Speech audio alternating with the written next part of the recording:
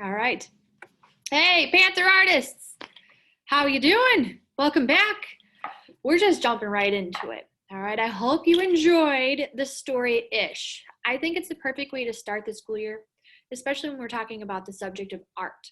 A lot of times I hear kids say, "Oh, I'm not so good at drawing," or "I don't know how to draw. I don't know how to do this." And that is fine. So what? That's why I'm here. That's why you're here. You guys, you have to be okay with making mistakes and starting over. I'll guide you through it as best we can. So, again, I thought Ish was a cute story. It was a really good story to kind of get us in the mood to just draw, just paint, just create something and not worry about if it's perfect or not. All right. So, what I want us to do to start the school year is something called a self-portrait. All right. A self-portrait, I'm going to have a whole bunch of cool examples to show you guys of famous self-portraits. Some pictures you might have seen before, some you might not have, and some are interesting, some might be boring. We'll talk about it later. I just want to show you guys a whole bunch of different ideas and how other famous artists have drawn themselves. Afterwards, I'm going to have you guys try to do it yourself. Try to draw yourself. It's hard. Drawing a face is hard. So I'll walk you through it. Right now, though, I just want to kind of introduce what a self-portrait is, and I want to kind of get your creativity moving. I want you guys to really understand what it is to draw yourself, and I don't know how it could benefit you if you wanted to explain emotions, if you wanted to play with color, and all in all, it's just good practice. All right, so let me share my screen with you, and I'll just talk you guys through this. Again, some stuff might be way over your head, and that's okay. I just want you guys to see the examples of other artists that have drawn themselves. All right, so let me see here. I'm going to be sharing my screen. We're going to try this very pretty presentation. Okay, so let me present this to you, please. What is a self-portrait? Again, kind of self-explanatory. It's drawing yourself. Now, you guys can see this is a famous picture here called Self-Portrait by Norman Rockwell. And you can see there's 3 self-portraits. There's the one of the back of him. There's one of himself in the mirror. There's one of him on the easel. All right, here we go. I'm going to start our little slideshow.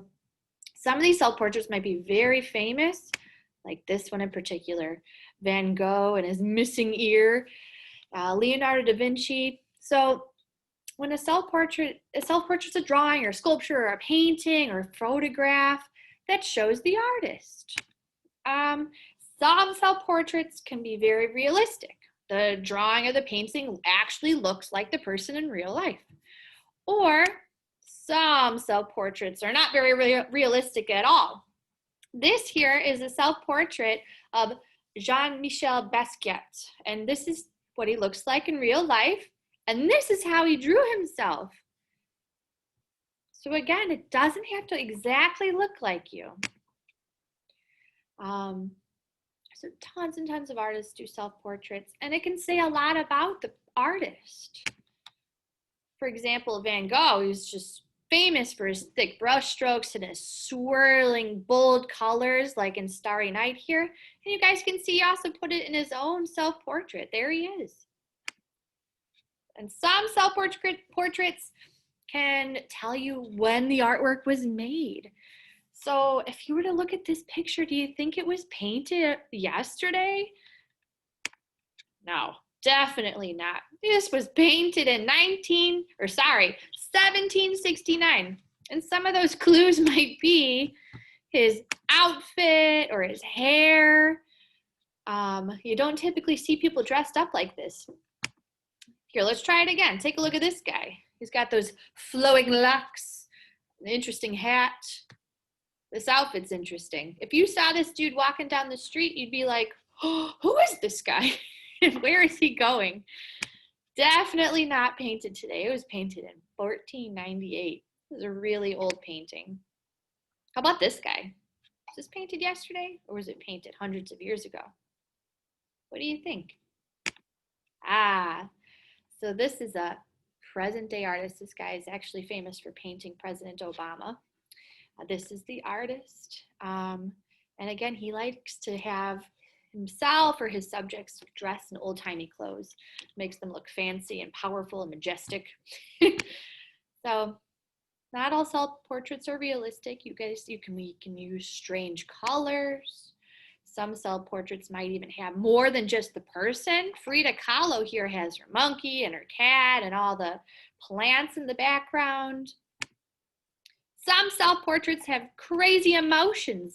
This guy, I wouldn't say he's exactly posing in a happy position. He definitely looks like he's scared or bewildered or shocked. This lady looks stressed out. So sometimes self-portraits can have colors that make a mood. Oh, I skipped. So if I'm looking at this, all the reds kind of make me think this guy is angry or stressed. Something's going on that isn't good. So that was Edvard Munch, one of the guys that painted this painting, and I'm sure some of you guys have seen this one. It's called The Scream, and it's supposed to be Edward here, and this is what he actually looks like. So again, you can make it look just like you. You can make it look like completely different, representing you. Self-portrait can be from any angle. So this guy is not looking directly at you. This is a profile or the side of his face. Here's another self-portrait in a very strange perspective. M.C. Escher, and he's in like a marble. This is Chuck Close. This is what he looks like in real life, but he also knows how to paint himself in a grid. And look how up close it's all these wild colors. This is Yayoi Kusama. If I had you in class last year, you might have remembered her pumpkins with all the polka dots. This is what she looks like, and she's famous for those polka dots, so obviously she's going to have them in a picture of herself. So this artist in particular does not paintings or drawings, but he does himself from clay. So this is what the artist looks like, and then he does it out of clay, which is just really hard to do. It's so cool, really interesting. So I wanted to show you guys it doesn't always have to be a painting or a drawing. This lady, Cindy Sherman, she likes to put herself in costumes and change her identity and take photographs of herself. And portraits allow us to look at ourselves and allow us to see other people in a way they want to be seen. And self-portraits are a way to show what you look like on the outside, but they can also tell about your feelings and your life. So let's give it a try. These are some examples from other second grade students that have attempted to draw themselves. Now this is after a teacher, like myself, guided them through how to do it. And then later on, we're going to be adding color. Okay, so that would be my next lesson is we need to watch and see how to get started drawing our faces.